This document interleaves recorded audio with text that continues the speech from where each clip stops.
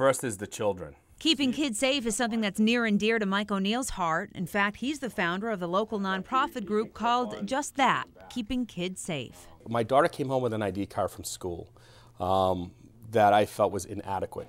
You had to fill out the back. It was a high-gloss piece of paper. It gets wet. It's ruined. O'Neill has worked in law enforcement for years and realized if his daughter ever went missing, the old-fashioned ID card just wouldn't help one bit. Put it in the computer. So he brought this smart ID stick to Maine, a safe and easy way for parents to enter all of their child's information, from photographs to fingerprints to medical notes. If your child goes missing, you give this ID stick to police. We show up at one of these scenes where a kid's been abducted or lost.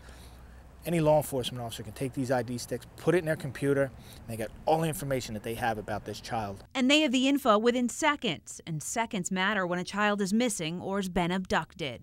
10 minutes, a half an hour it could be an eternity. You figure in a half an hour, how far can somebody travel in a half an hour doing 70 miles an hour, on the main turnpike, say. You're out of state, in this area, you're out of state, so now what? Well, with these sticks with all the information on, it goes nationwide. The crime is here. It's real. Things like this do happen in Maine. Mike O'Neill says all too often police show up at a scene and parents are too hysterical to even remember the most basic information about their child. I was on a call with a 4-year-old that's been missing. When I showed up, I was the first step on the scene. I asked the parent, give me a brief description of your child, and she couldn't do that. But a child ID stick can do that, and that's why police say these could help save your child's life. In Saco, Kate Barker, News 13.